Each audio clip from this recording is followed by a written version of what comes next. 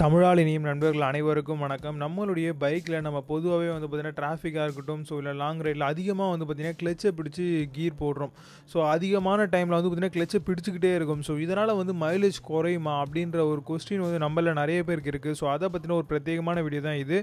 இந்த வீடியோ முழுமையாக பாருங்கள். நீங்கள் பார்த்துருக்கிறது ஆட்டோஃபோவி தமிழ். என்னுடைய பேர் விஜய். வாங்க இன்றைக்கி இருக்கிற இந்த வீடியோக்குள்ளே போகலாம்.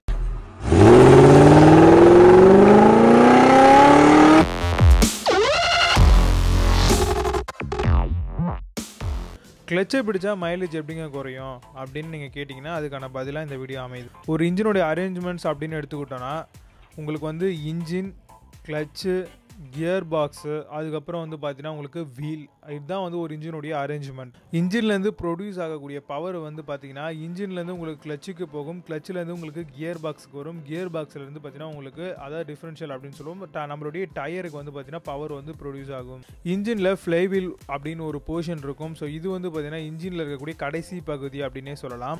இன்ஜினில் ப்ரொடியூஸ் ஆகக்கூடிய பவர் வந்து பார்த்தீங்கன்னா உங்களுக்கு டேரெக்டாக ஃப்ளைவீலில் வருது. ஃப்ளைவீல்லேருந்து உங்களுக்கு கிளச்சுக்கு போகும், கிளச்சிலேருந்து பார்த்தீங்கன்னா கியர் பாக்ஸுக்கு போகும். நம்ம கிளச் லிவரை பிடிக்கிறோம். ஸோ கிளச் லிவரை பிடிக்கும் போது என்ன விஷயம் எல்லாம் நடக்கும் அப்படின்னா ஃப்ளைவீலுக்கும் கிளச்சுக்கும் இருக்கக்கூடிய கனெக்டிவிட்டி வந்து அதிகமாகவே கட் ஆகும். ஃப்ளைவீல் தனியாக போயிடும், கிளச்சு தனியாக போயிடும். கிளச்சை பிடிக்கும் போதும் இன்ஜின் ரன்னிங்கில் தான் இருக்கும். வண்டியை நியூட்ரலில் வச்சிருந்தாலும் உங்களுக்கு இன்ஜின் ரன்னிங்கில் தாங்க இருக்கும். ஸோ இன்ஜின் ரன் ஆகிட்டே இருக்கிறதுனால வந்து பவர் வந்து பார்த்தீங்கன்னா உங்களுக்கு கண்டினியூஸாக ப்ரொடியூசிங்கில் தான் இருக்கும்.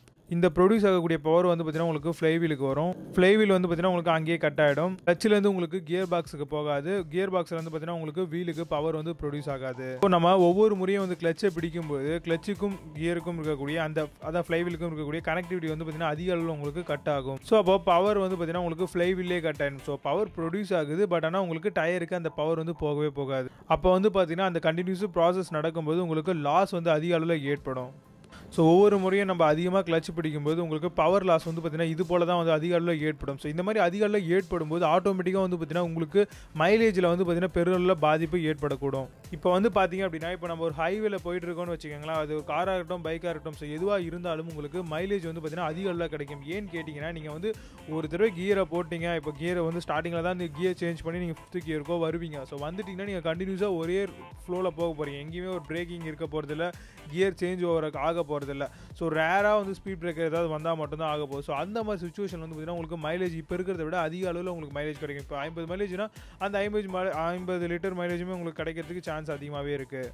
ஸோ இதே நீங்கள் ஒரு டிராஃபிக்கில் போகிறீங்கன்னு வச்சுக்கலாம், சிட்டிக்குள்ளெல்லாம் போனீங்கன்னா அதிக அளவில் டிராஃபிக் தாங்க இருக்கும். ஸோ அந்த டைமில் வந்து பார்த்தீங்கன்னா நீங்கள் கிளச்சை பிடிச்சி விடும்போது உங்களுக்கு ஃப்ளைவீலோட பவர் வந்து கட் ஆகுது. ஸோ லாஸ் அதிகமாக ஏற்படுறதுனால அதிகமான மைலேஜ் வந்து பார்த்தீங்கன்னா உங்களுக்கு பெரும் அளவில் வந்து பார்த்தீங்கன்னா உங்களுக்கு கிடைக்காம போயிடுது. ஸோ இதுதான் வந்து பார்த்தீங்கன்னா ஒரு ரீசனாகவே இதில் நம்ம பார்க்கக்கூடிய ஒரு விஷயமா இருக்குது. ஸோ இப்படி தான் லாஸ் வந்து பார்த்தீங்கன்னா உங்களுக்கு பெரும் அளவில் குறையுது, மைலேஜ் அதிக அளவில் குறையுது. ஸோ அதனால் முடிஞ்ச அளவுக்கு வந்து பார்த்தீங்கன்னா நீங்கள் கிளச்சை பிடிக்கிறது அவாய்ட் பண்ணுறது ரொம்பவே நல்ல விஷயம் அப்படின்னு நினைவு சொல்கிறேன்.